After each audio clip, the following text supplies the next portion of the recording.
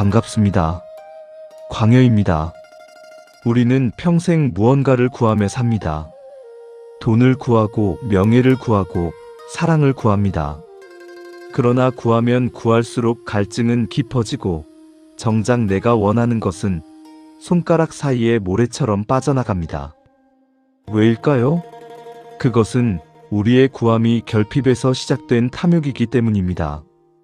어려운 지식도 소화될 충분한 시간과 침묵이 필요하다는 제 말은 이제 그 비루한 국어를 멈추고 내 안의 풍요를 확인하라는 뜻입니다. 오늘 우리는 공자라는 성인이 세상을 어떻게 대했는지 그 품격의 연원을 살피며 진정한 어둠의 도리를 깨우쳐 보겠습니다. 하기편 10장은 공자의 제자인 자공과 그 문화의 자금이 나누는 대화로 시작됩니다. 자금은 궁금했습니다. 선생님께서는 어느 나라에 가시든 그 나라의 통치자가 반드시 정사를 논의하러 찾아오는데 그것은 선생님이 먼저 다가가 정보를 구하신 것입니까? 아니면 그들이 먼저 찾아와 가르침을 청한 것입니까? 이 질문은 현대인들에게도 매우 유효합니다. 내가 세상의 중심에 서기 위해 인맥을 쌓고 발품을 팔아야 하는가? 아니면 세상이 나를 필요로 하도록 내면의 실력을 갖춰야 하는가에 대한 본질적인 물음입니다. 자공의 대답은 명쾌합니다. 공자는 억지로 구한 적이 없습니다. 그저 그분이 가진 올량공검양이라는 인격의 빛이 주변을 비추자 권력자들이 자석에 이끌리듯 그분 앞에 무릎을 꿇고 나라의 운명을 맡긴 것입니다. 지육선사는 논어점주에서 이 대목을 단순한 처세의 관점이 아닌 본성의 발현으로 해석합니다. 선사는 공자의 5가지 덕목을 닦아서 얻은 장식품으로 보지 않았습니다. 지육은 이를 무르지, 즉 번뇌의 새나감이 없는 지혜가 밖으로 흘러나온 자연스러운 작용이라 보았습니다. 세속의 정치는 유의입니다. 내가 저 사람을 굴복시키고 내 이익을 관철하려는 조작이 들어갑니다. 그러나 성인의 정치는 무의입니다. 지육선사가 강조하는 점은 공자가 정치를 알고자 했던 것은 권력욕이 아니라 중생을 구제하려는 대자비심의 발현이었다는 점입니다.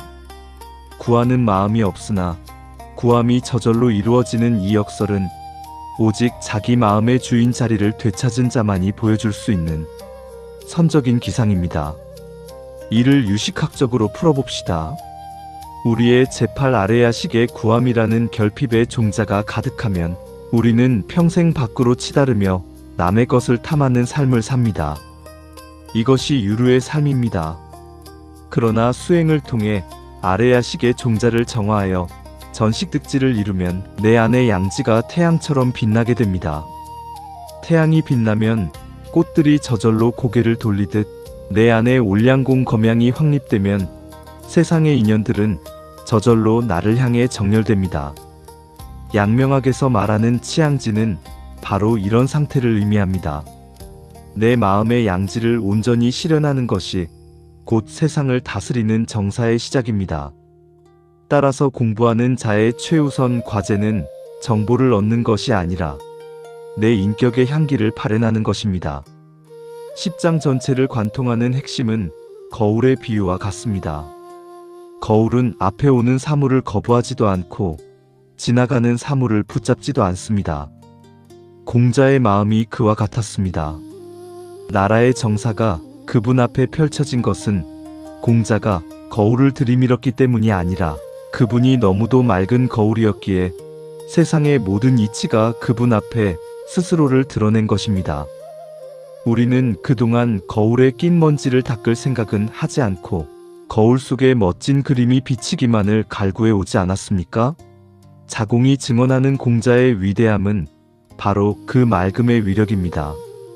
여러분, 남의 화려한 이력서와 스펙을 보며 부러워하는 것은 전형적인 수타보물의 병폐입니다.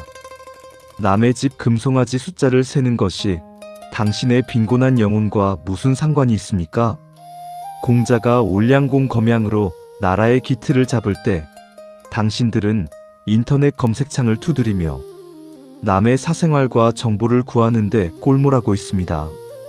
내 마음의 밭에 인격의 종자를 심지 않고 밖에서 얻은 지식으로 성인 흉내를 내는 자는 결국 가짜 보석을 팔다 들통날 장사꾼에 불과합니다. 지금 당장 밖으로 향하는 눈을 안으로 돌리십시오. 내 안의 양지가 어떤 빛을 잃었는지 침묵 속에서 응시하십시오. 강건하십시오.